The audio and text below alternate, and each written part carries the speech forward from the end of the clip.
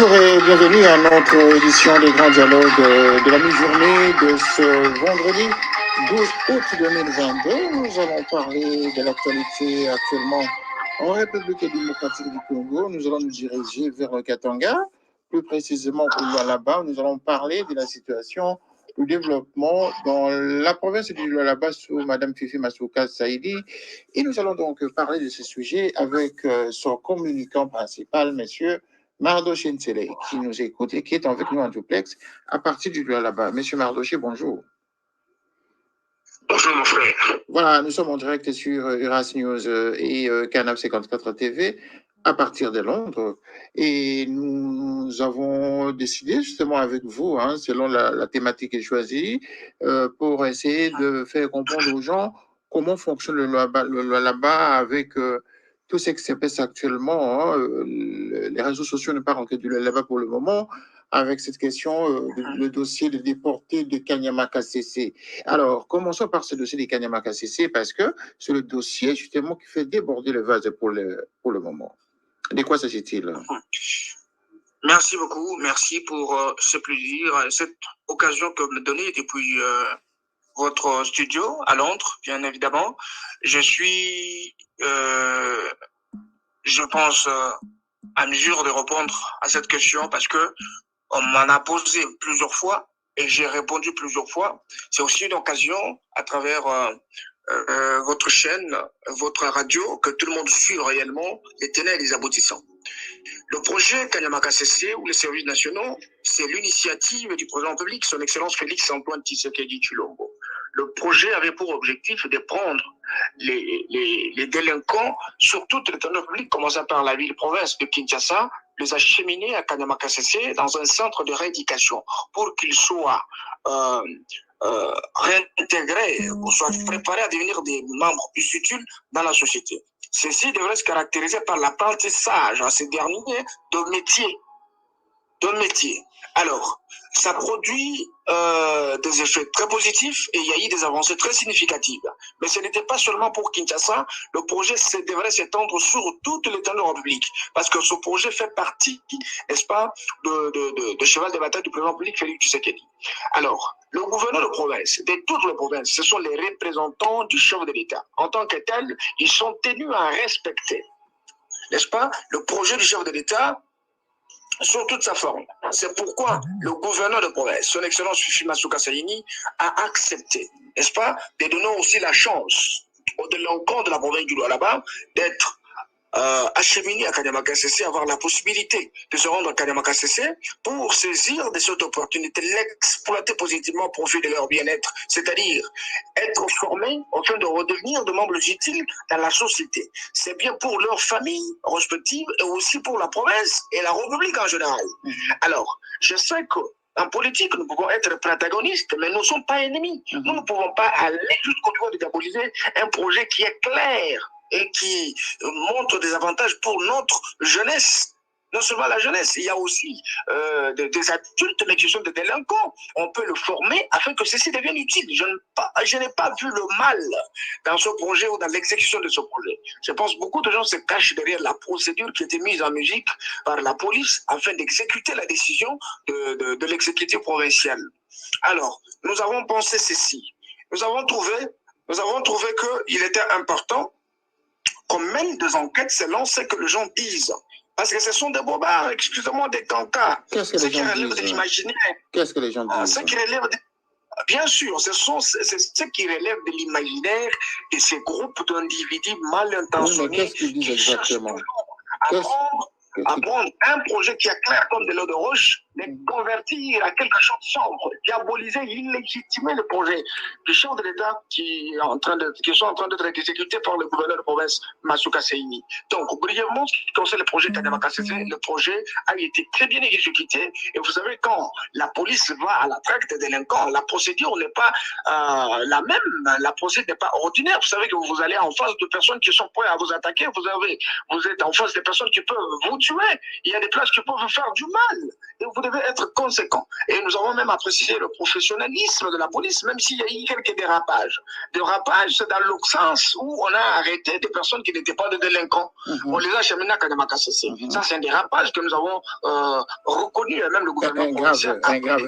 Oui, mais ça, c'est un grave dérapage quand même. Il ne faut pas minimiser cet aspect-là. C'est de là que vient le problème, c'est la polémique. Oui, oui. Et vous savez, la police ne devrait pas lâcher quelqu'un comme ça parce qu'il y a eu des conditions. On vous arrête, on vous amène à la police, vous présentez les pièces justificatives qui vous donnent un autre statut par rapport au statut de délinquant. Tu dis, voilà, je suis enseignant, je suis père de famille, je suis étudiant, ainsi de suite. Mais je voudrais encore épingler une chose, il y a eu aussi des bénévoles. Ceux qui sont partis se donner d'eux-mêmes. Ils ont choisi d'aller à Kanyamaka CC de leur propre volonté. Donc, vouloir diaboliser le gouverneur Fifi Masuka dans ce projet, c'est manquer à faire. C'est juste une expression d'un acharnement et une haine qui ne dit pas son nom. Parce que les gens sont acheminés et j'ai vu même les témoignages de ceux qui sont à Kanyamaka CC dire qu'on croyait que c'était la prison, on croyait que c'était l'abattoir humain, mais nous nous sommes rendus compte que c'est très bien pour notre vie, c'est très bien pour notre épanouissement et aussi notre survie. Alors, les gens ont apprécié parce qu'ils vivent dans de bonnes conditions. Le chef de l'État a mis toutes les conditions possibles pour que ces gens soient bien encadrés selon les conditions humaines. Alors, vous savez, jusqu'à maintenant, les gens ont failli diaboliser le gouverneur de province dans un dossier où elle n'a même pas manifesté une mauvaise intention parce qu'elle n'a jamais eu l'intention de nuire à sa population, elle tient à cette population, elle travaille pour cette population. Et là où je vous dis, d'abord, les gens ont compris, ils apprécient l'initiative et les autres sont prêts à soutenir l'initiative jusqu'à son couronnement du succès. Donc, brièvement, ce qui concerne le dossier de Kanyamaka CC, c'est un dossier très important que la population apprécie et nous voulons que ces soi-disant délinquants, ce sont nos frères, ce sont nos grands frères, ce sont nos sœurs, ils doivent apprendre le métier pour redevenir utiles. C'est ça même la lutte contre la pauvreté que le chef de l'État est en train d'exercer. C'est là de projet qui va dans le sens, n'est-ce pas, de la réintégration de la jeunesse perdue dans la société. D'accord. Alors, la procédure, justement, vous venez de décrire la procédure adoptée par le gouvernorat, donc notamment Mme Fifi Masuka, mais il semble qu'au niveau de la procédure en question, une partie de la population n'est pas d'accord avec la manière dont ceci a été fait, notamment une partie de la société civile qui déclare et qui dénonce la procédure parce qu'il y avait eu mort d'homme. Comment expliquez-vous que lors de perquisitions ou d'arrestations, la police ne s'est pas identifiée, les malfrats, identifier des personnes poursuivies qui sont censées partir à Kanyamaka CC. On est allé arrêter des gens dans les désordres quand même, mais ça c'est de la responsabilité du gouvernement quand même. Très bien, mais écoutez, le gouvernorat exécute le projet du gouvernement central, le projet du chef de l'État Félix Tshisekedi. Qui est l'autorité de la province. À son niveau, oui. La police, à son niveau, a le devoir d'exécuter, n'est-ce pas, le mot d'ordre de l'exécutif provincial qui va dans le sens d'arrestation, n'est-ce pas, des délinquants et les acheminer. Les acheminer à Kanyamaka, qui est le centre de l'éducation. En identifiant les délinquants en question, n'est-ce pas? Bien sûr, s'il vous plaît. Dans la décision de l'exécutif, il n'est pas mentionné que lorsque vous irez arrêter les délinquants, il faut le frapper, il faut le déshabiller. L'autorité provinciale n'a pas dit ça et ne peut pas dire ça.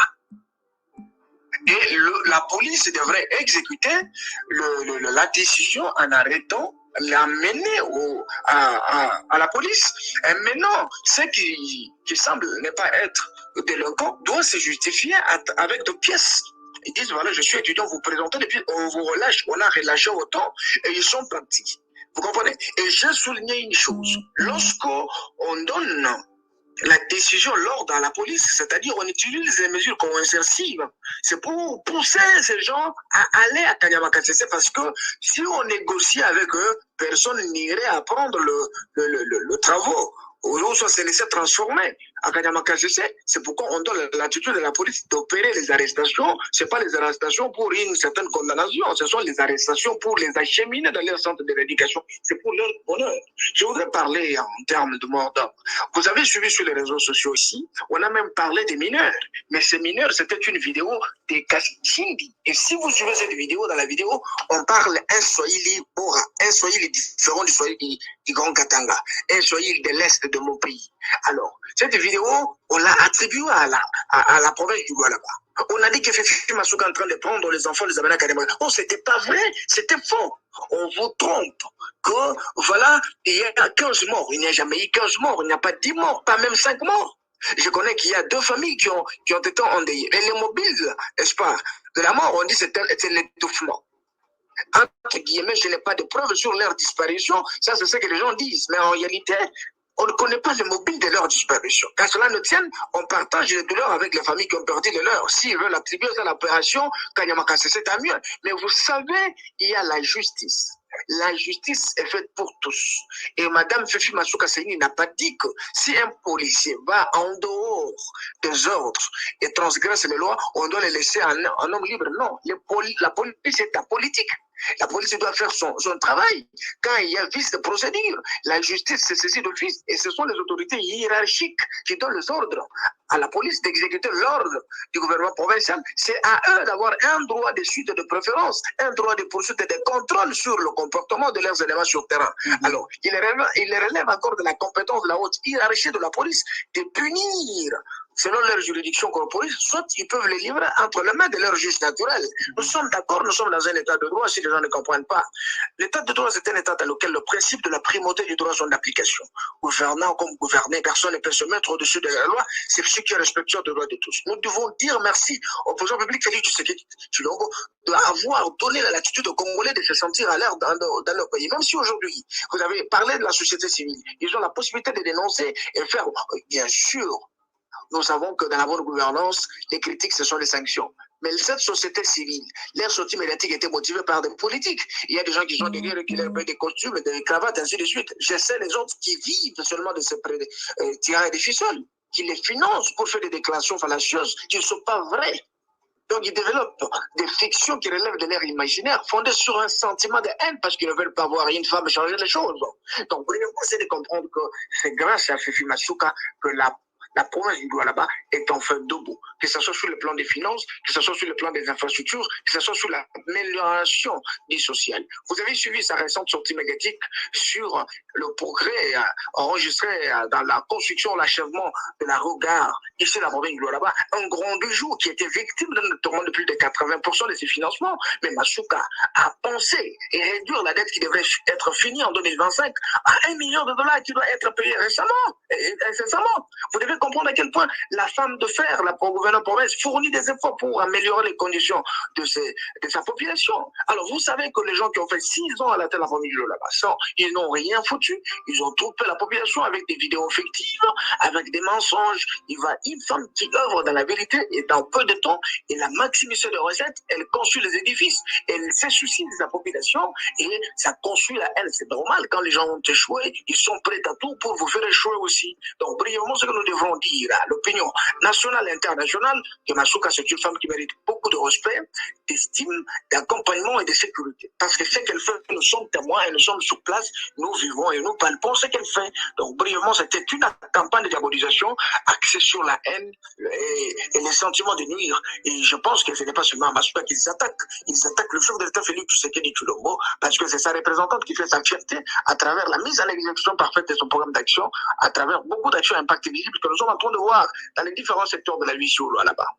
Alors, quelle est votre réaction maintenant sur la situation politique? Disons, certains de la baie qui sont en train même d'exiger que l'ancien gouverneur, enfin, le gouverneur Moyenge revienne dans le là-bas parce que ce dernier n'a pas encore vraiment été condamné par la justice selon les allégations qui sont portées contre lui et qui pensent que Madame Fifi Masuka n'avait pas la légitimité qu'il fallait pour prendre les décisions, les grandes décisions justement de la province. Il y a une groupe de Lualaba qui sont en train de manifester, d'exprimer ces sentiments-là. Qu'est-ce que vous en pensez? Quelle est votre réaction à ce sujet de ces Lualaba qui pensent que Mme Fifi Masuka n'avait pas la légitimité qu'il fallait pour prendre les grandes décisions du Lualaba? Voilà, nous avons perdu. Socio-culturel. Oui. Socio-culturel du gouverneur Mouyej qu'on appelle Divar. Nous vous avons perdu. Hein. Vous pouvez répondre votre point de vue. votre fil conducteur du début, please. Voilà. Monsieur Mardochier, si vous nous écoutez, en tout cas, nous vous demandons de reprendre votre fil conducteur de tout à l'heure parce que il y a une interruption. Voilà, nous avons perdu notre intervenant. Nous espérons qu'il va nous rejoindre tout à l'heure. Monsieur Mardochier, pouvez reprendre votre fil conducteur de tout à l'heure. Nous avons perdu quelques instants. Voilà, la connexion fait défaut. La connexion fait défaut avec le là-bas. Nous espérons que vous avez suivi, en tout cas, cette première partie de Grand Dialogue à partir du là-bas avec Mardochier, qui est le communicant principal de Madame Fifi Masuka Saïdi, qui est voilà. Ok, je suis là. Vous êtes là, justement. Alors, vous pouvez reprendre votre fil conducteur de tout à l'heure parce que nous, vous avions perdu. La question était de savoir quelle est votre réaction sur une partie de l'Olabé qui pense que Madame Fifi Masuka n'avait pas été élue démocratiquement, elle n'avait pas été choisie par l'Assemblée provinciale, que c'est Richard Mouyej qui est jusqu'à ce jour le gouverneur élu et que ce dernier qui doit revenir justement pour terminer son mandat. Et qu'en même temps, Mme Fifi Masuka, quoique faisant des actions qu'elle mène, n'avait pas la légitimité qu'il fallait justement pour continuer à faire ce travail-là et qu'il fallait que Mouyej revienne. Qu'est-ce que vous en pensez, monsieur? Enfin, je pense que votre canal est suivi partout à travers le monde. Je voudrais répondre à cette question une fois pour toutes, pour que les gens n'en reviennent pas. Dire qu'il n'avait pas, Madame Masuka Saïni n'avait pas de légitimité, Madame Masuka n'avait pas été élue démocratiquement, ainsi de suite. C'est de l'âme sur le toit, c'est du n'importe quoi. Les gens développent ce qu'ils ne connaissent pas. C'est ce que disent les lois Labé, hein. Ce sont les lois Labé qui maîtriser les lois de la République. Ce sont les lois Labé qui le disent, hein. C'est pas nous. Oui. C'est ce que les autres disent, oui. Je le réponds aussi directement à travers ce que vous avez dit. Bien sûr. Alors, Madame Masuka, elle est vice-gouverneure élue démocratiquement à travers les élections plurinominales indirectes à l'Assemblée provinciale. Elle a été élue par les députés provinciaux comme vice-gouverneur de la province du Lualaba. D'après la loi, un vice-gouverneur joue quel rôle? Vice-gouverneur, c'est une institution. Pour ceux qui ont appris le droit constitutionnel, théorie générale des institutions politiques, ils savent qu'une institution répond à un critère, à des critères. Pour être appelée une institution, il faut que l'institution ait un caractère de durabilité. Madame Masuka, elle est inanimatrice de l'institution vice-gouverneur. Et le gouverneur était gouverneur Mouyej. Maintenant, le gouverneur Mouyej s'est comporté en détourneur de fonds pendant l'exercice de sa fonction. Un comportement strictement interdit par l'article 67 de la loi sur les principes fondamentaux relatifs à la libre administration de province. Et maintenant, la procédure de la mise en accusation ou les sanctions réservées à un gouverneur qui détourne l'argent pendant l'exercice de sa fonction est garantie par la même loi, mais dans l'article 68. Parce qu'il y a eu une dénonciation sur une infraction commise pendant l'exercice de ses fonctions. La loi dit, si un gouverneur ou un vice-gouverneur commet une infraction de droit commun, entre autres détournement ou l'outrage à l'Assemblée, l'Assemblée le met en accusation conformément au règlement d'ordre intérieur. C'est ça ce qui a été fait par l'Assemblée après avoir reçu le rapport de l'UGF sur le détournement de fonds du gouverneur. L'Assemblée se conformait à l'article 68 et l'article 205 du règlement d'intérieur pour les mettre en accusation.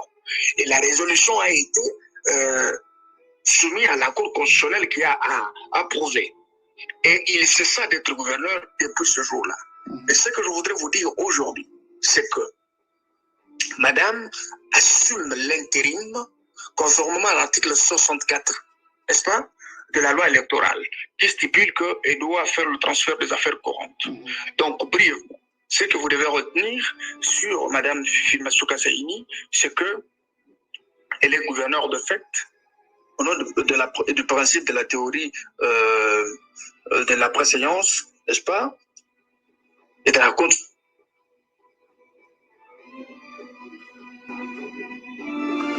Voilà, nous avons encore perdu notre intervenant, monsieur Mardochier Télé, qui est en ligne en direct avec nous sur les antennes des Pirates News et des canaux 54 TV. Nous avons perdu donc la connexion avec lui. Oulalaba. Donc, Oui, voilà. Vous êtes là? Nous vous écoutons. je suis là. Nous vous écoutons, monsieur. Alors, que personne ne vous trompe, qu'il y a eu vice de procédure, il y a manque du respect de la loi, c'est un mensonge. C'est faux et archi-faux. Et a-t-elle, enfin, dans ses responsabilités, hein, a-t-elle les prérogatives de nommer des ministres provinciaux, par exemple? C'est l'un des points qui est évoqué, l'un des points évoqués lors des critiques et qui tournent autour de sa gérance. Oui, elle a le droit. Elle a le droit dans la circonstance parce que il y a eu des ministres qui ont démissionné et que le poste de ces ministères était resté vide. Et ceci représentait l'handicap pour le fonctionnement des institutions. Le gouverneur de province, vice-gouverneur ou gouverneur intérimaire Mme Masuka devrait attendre l'autorisation par rapport à l'urgence par le ministre des tutelles afin que celui-ci ait la plénitude de pouvoir pour réaménager techniquement son gouvernement afin de lui donner le sens qu'il faut et faire face aux défis qu'ils attendent. Parce que le chef de l'État attend d'eux des résultats positifs et présenter un bilan positif en 2023. On ne peut pas avoir un gouvernement boiteux parce qu'il y a l'absence de quelques ministres et on dit non, voilà, on est censé fonctionner comme ça. Non, c'est dans ce sens que le gouverneur, avec l'autorisation de la haute hiérarchie, à travers le ministère de tutelle, a reçu l'autorisation, n'est-ce pas, de remanier techniquement le gouvernement. Alors, une question toujours liée à la première, c'est de savoir pourquoi alors une partie des Lualabé pense qu'il va falloir organiser des élections dans ce gouvernorat pour que Mme Masuka soit légitimement reconnue en tant que gouverneur. Ceux qui disent ça, ils doivent tenir compte que les élections sont organisées par la CENI selon les besoins et les recommandations de la haute hiérarchie. Vous comprenez?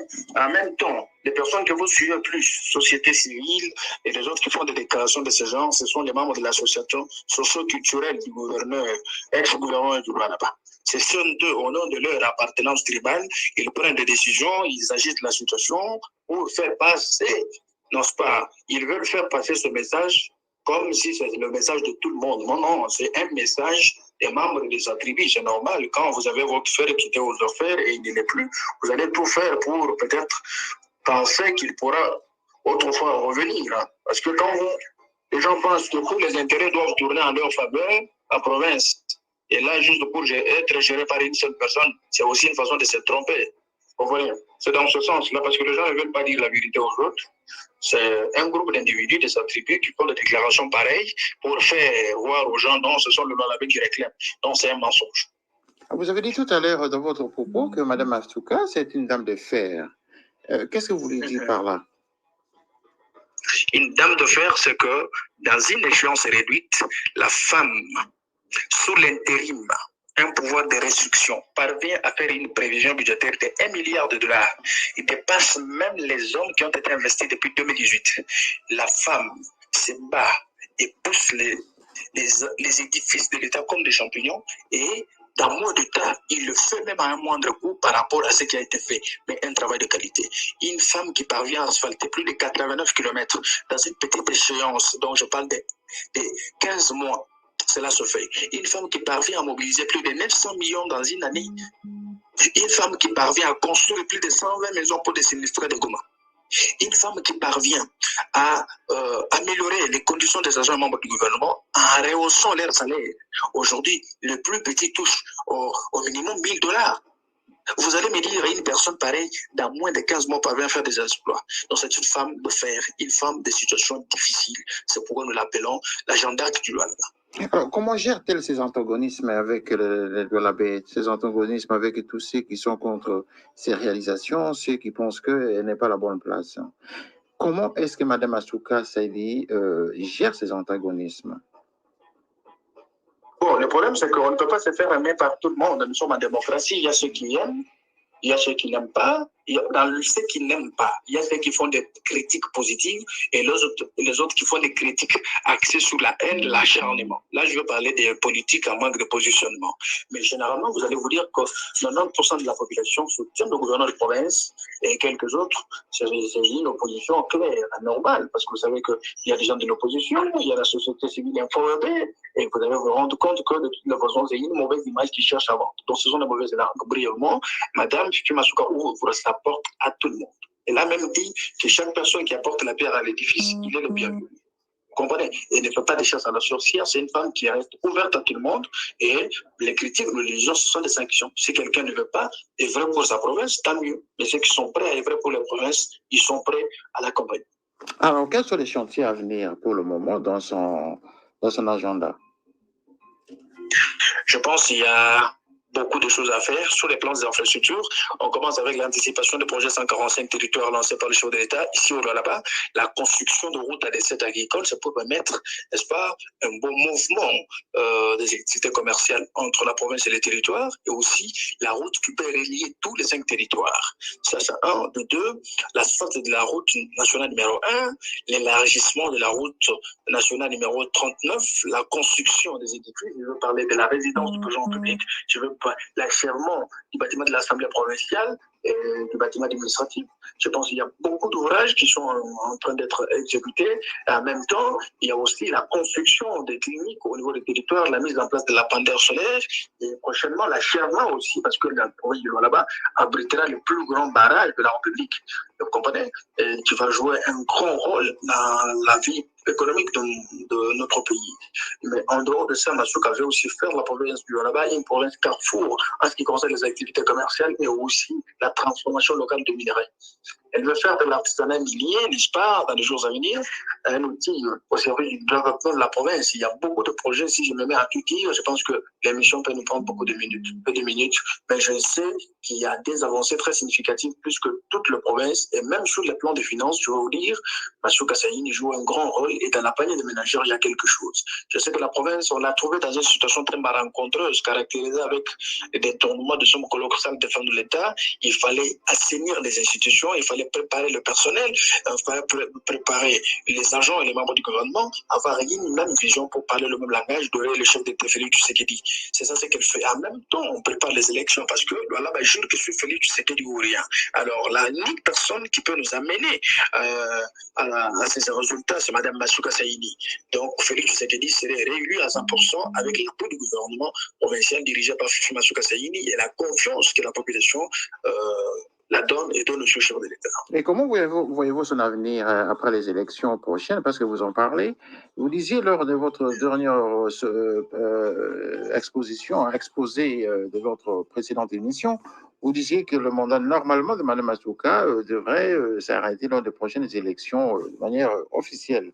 Et donc, comment voyez-vous l'avenir de Mme Masuka après ces élections de 2023 plutôt, si jamais elle ne serait pas réélue à la tête du gouvernorat du Lualaba? Comment voyez-vous son avenir?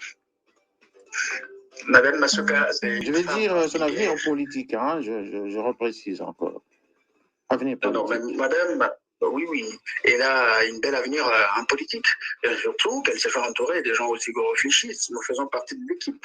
Je sais nécessairement que madame serait réélue en 2023 comme gouverneur de province, et elle va continuer l'exécution de la vision chef de l'État Félix Tshisekedi. Et ce que nous demandons, c'est que la population continue à faire confiance au gouverneur de province et au chef de l'État Félix Tshisekedi. On juge un dirigeant à travers les actions. On ne juge pas un dirigeant à travers son apparence ou ses français ou ses compétences. On juge les compétences caractérisées à travers les actions concrètes, selon les désirs de la population. C'est ça la logique de Masuka Saini. La population les jugera à travers les électeurs, les députés. Elle serait, parce qu'elle a été toujours maillot jaune, élue la fois passée comme députée provinciale et nationale, et élue encore au vice-gouverneur de la province. Donc je sais qu'elle serait réélue gouverneur de la province du Lualaba. Dans la série des réalisations que vous avez énumérées tout à l'heure par rapport à ces efforts actuellement, La plupart des Lualabais disent, même confirment que tout ce qu'elle fait n'est que la continuité de ce que Richard Mouyej avait laissé. Et qu'est-ce que vous pensez à cela? Qu'elle n'avait rien créé et qu'elle suit juste le plan d'action de Richard Mouyej. Qu'est-ce que vous en dites? Non, c'est un mensonge cousu au fil blanc.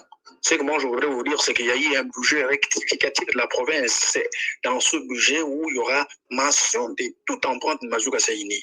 Je voudrais vous dire que beaucoup de choses ont changé. Nous avons quitté la médiocrité vers l'intégrité. Beaucoup de choses ont changé. Si les gens disent ça, il faut vous dire que dans 6 ans, nous avons connu que 5 ouvrages, parmi lesquels un était achevé. Et la province était dirigée et toutes les recettes allaient dans plus de 70 comptes inconnus que le gouverneur seul connaissait. Donc, brièvement, ce que vous devez retenir, c'est qu'il y a eu un grand changement avec l'avènement de l'intérim de la femme de fer et la femme forte, et beaucoup de choses ont changé. Ce qui s'est fait aujourd'hui, c'est le programme de l'Union sacrée de la nation que Masouka exécute. Et actuellement, Madame Masouka se trouve dans le Lualaba et le pays, je veux dire la province, est sécurisée. Il n'y a plus de tensions telles qu'on avait observées il y a quelques semaines. Oui, bien sûr, il n'y a plus de tensions. Tout se passe convenablement, sans difficulté. Il y a la calmie, chaque personne va à ses activités sans difficulté. Alors, moi, je vous de ce que les gens disent. Ils rencontrent leur acharnement. Ils expriment leur haine. En réalité, la population va à ses activités et les activités continuent convenablement. Et nous sommes sûrs qu'avec cet élan, la population va se retrouver dans tout ce qui la pose comme problème. Certains médias ont failli même mettre en conflit Mme Masouka avec le gouvernement de centrale de Kinshasa. Nous avons observé certains médias sur place dans la capitale à Kinshasa qui, quelquefois, vilipendaient le nom de Mme Masouka. Vous avez fait ce même constat?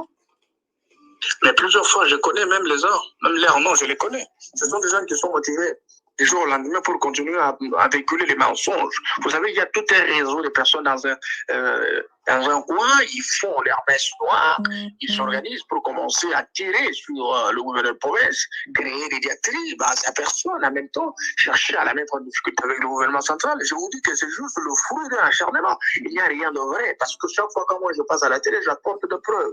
Et quand les gens arrivent au lot là-bas, ils veillent de preuves, ils touchent de réalisations, ils les vivent. Donc, ça ne peut pas du tout nous faire mal par le fait que nous sommes habitués à ça. Au Congo, les gens sont très mal intentionnés. Je vais parler de la province du là-bas, où chaque personne pense que, alors, la gouverneure serait en désaccord avec les choses de l'État. Donc, c'est un montage, c'est quelque chose qui ne sert à rien. Nous appelons seulement l'opinion, la population congolaise en général, le là-bas particulier, de faire confiance à l'autorité policière. En arrivant là-bas un matin, qu'est-ce qu'on peut voir de significatif qui donnerait l'image de Madame Masouka à un touriste? Un touriste qui arrive un matin, il descend de l'aéroport, il voit immédiatement le là-bas, on dit ça c'est Madame Masouka. Qu'est-ce qu'on peut constater d'emblée? Je vous dis, le là-bas est devenu un chantier assez ouvert. Beaucoup de choses sont en train d'être faites, beaucoup d'ouvrages sont en train d'être achevés. Et je pense, avant le début de l'année 2023, je pense que le là-bas aura présenté tous ses ouvrages. Pour le moment, je voudrais vous dire que la fois passée, il s'est tenu la semaine touristique, je veux dire 43 ans après, il y a eu une semaine touristique. À l'époque de Mobutu, on a organisé, mais la première fois, c'est Mme Masouka qui a organisé. Les gens sont venus connaître, n'est-ce pas, les sous touristiques de la province de là-bas, c'est un grand succès. Il y a l'amélioration à travers d'abord les ministres provinciaux en charge du tourisme, M. Chouanga Mutombo, qui se bat, et d'ailleurs, un homme fort qui se bat dans ce secteur. Mais en ce qui concerne la beauté de la ville, j'ai dit que Mme Masouka avait déjà promis que nous pouvons faire du là-bas une Los Angeles. Et il faut voir comment est-ce que le là-bas entend d'être transformé. D'abord, ici là, le là-bas aura même des échangeurs. Les projets sont en cours, on a déjà commencé le travail. C'est pour vous dire que le là-bas, c'est une province qui a trouvé la personne qu'il fallait, la personne providentielle pour l'amener vers l'émergence et le développement. C'est Masouka Saïni. Si quelqu'un quitte l'extérieur, il vient ici, il ne serait pas déçu.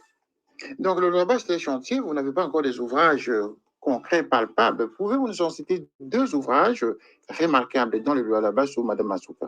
2 ouvrages. Vous parlez des ouvrages privés ou officiels? Non, publics, bien sûr. Public, ok, ça va. Je vais parler d'abord en termes d'infrastructure. Je sais qu'ici, au Lualaba, on est en train de construire des cliniques. Ça, je suis dans le secteur de la santé, des cliniques modernes, aux normes internationales.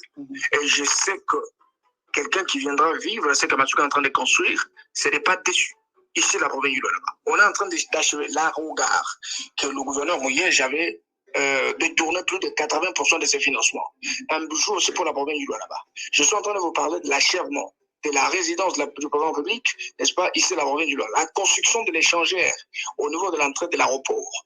Et Mme Massouka est en train de chercher comment urbaniser l'aéroport de la province du Lualaba, les clôturer pour que ceci réponde aux normes internationales. Mais en dehors de ça, Madame s'ensuit avec l'achèvement de l'Assemblée provinciale du Lualaba et d'autres bâtiments importants. Il y a aussi des bâtiments qu'elle a construits à la hâte, je parle de la BCDC, mais c'est la BCC plutôt, et les pavillons présidentiels. Et Madame continue toujours les œuvres parce que vous savez que ce sont des œuvres qui se font dans moins d'une année. Et si réellement aujourd'hui elle parvient à faire les 2 ans, il y aura beaucoup de choses qui seront faites. Sur le plan infrastructure, il y a aussi des routes. Il y a beaucoup de routes que Madame a construites, les autres sont en phase d'asphaltage. Il y a des ponts que Madame a lancés, il y a des ponts qui s'est lancés sur Mbandouchata, il y a des ponts faits sur béton, il y a d'autres ponts qui continuent toujours à être faits. En dehors de ça, à l'intérieur de la province, Madame continue avec l'avènement, n'est-ce pas, de la construction de routes de cette agricole. Donc, il y en a autant, on continue toujours à les faire. Il y a beaucoup d'édifices, il y a des maternités, il y a des cliniques, beaucoup de choses qui sont en train d'être faites. Eh bien voilà, M. Mardochi, nous sommes arrivés à la fin de notre dialogue de cette journée. Et si vous avez un dernier point que nous n'avons pas encore évoqué lors de notre entretien, vous avez 30 secondes pour en finir avec cette émission. Le grand message que je voudrais lancer aujourd'hui, c'est un message de paix, un message de convivialité, de compréhension mutuelle. Nous devons nous unir derrière notre président public, son excellence Félix Antoine Tshisekedi Tshilombo, l'homme qui incarne le développement et le changement de ce pays. Nous devons nous concentrer pour le regarder en face, lui dire que nous sommes avec lui et soutenir tous les gouverneurs de province partout où ils sont parce que ce sont des représentants du chef de l'État. En particulier la province du Lualaba, Mme Massouka, elle est la véritable représentante du chef de l'État et qui fait la fierté des gens sacrés par la mise en exécution parfaite et cette façon d'imprimer la vision de l'État à travers des actions concrètes. J'appelle tout le monde à la vigilance et ne pas laisser l'ennemi incommoder le travail du chef de l'État, soutenir, édifier notre pays parce que celui qui détient le cœur des développements de notre pays, c'est Félix Tshisekedi. Il a déjà manifesté plusieurs fois à travers sa bonne voix. Nous devons le soutenir pour que le Congo gagne demain. Merci. Pour que le Congo gagne demain, nous devons compter sur Mme Massouka Seydi, le gouverneur AI de la province du Lualaba. Monsieur Mardochi, nous sommes arrivés donc au terme de notre grand dialogue de cette journée de vendredi 12 août 2022. Merci et bonne journée chez vous, Monsieur Mardochi. Merci beaucoup et bonne journée chez vous aussi. À vous autres, au revoir. Merci. Merci. Nous sommes arrivés donc au terme de notre grand dialogue avec le Lualaba. Vous avez entendu justement les réalisations de Mme Massouka dans cette province, malgré qu'elle soit donc vilipendée par ceux qui n'apprécient pas les réalisations, le courage, le dynamisme d'une femme qui travaille justement pour l'intérêt de son peuple. Voilà, nous continuerons justement à faire notre travail de communication et d'information plutôt pour l'intérêt de ceux justement qui veulent savoir ce qui se passe à travers le monde. Et donc, c'est notre responsabilité, c'est notre devoir de faire notre travail. Et pour vous tous qui nous suivez pour le moment, vous pouvez toujours nous appeler au 44 73 06 18 75 27 et vous allez donc arriver à notre studio de Terrace News et des Canal 54 TV. Et donc, vous êtes tous priés donc de suivre ce programme, le programme de 16 heures dans nos antennes tout à l'heure, où nous allons parler encore une fois du Cameroun. Et vous savez, le président Macron était de passage au Cameroun, et donc tous les Camerounais sont en train donc de vouloir réagir donc à nos antennes. Merci à vous tous donc qui nous suivez. Merci à tous nos auditeurs et aux téléspectateurs de Canal 54 TV. Ce fut donc la voix de votre humble serviteur René Rochkitoko. Merci, à très bientôt.